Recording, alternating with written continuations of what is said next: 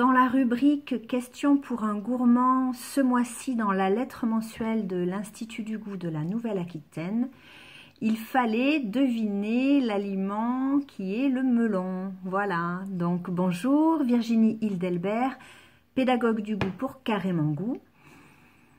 Alors, le melon le plus consommé en France est le melon de variété charentais. C'est bien une variété et non une origine géographique. En Nouvelle-Aquitaine, nous avons plusieurs variétés qui se distinguent, notamment le melon Lectournérac et une IGP, le melon au Poitou, la Vienne étant le premier producteur de melon. Alors, comment choisir un bon melon? Déjà, on va utiliser nos sens, notamment la vue, le toucher en main et l'odorat. Donc, on peut déjà observer la peau du melon qui est plus ou moins épaisse, avec des stries vertes plus ou moins marquées.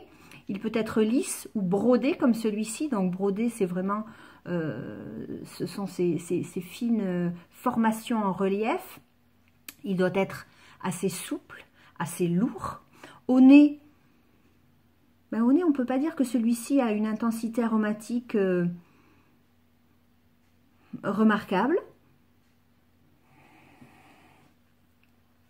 Et puis, on va observer également de fines craquelures qui vont être un signe extérieur de richesse du melon. Alors, en bouche, ce melon, penchons-nous sur ce melon-là.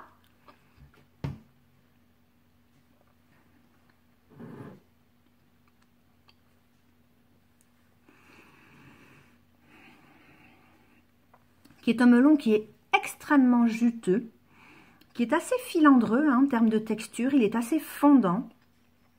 Le sucre n'est pas prépondérant, il est juste comme il faut pour moi. L'arôme, je retrouve ce que j'avais au nez, quand même ce côté un peu courge.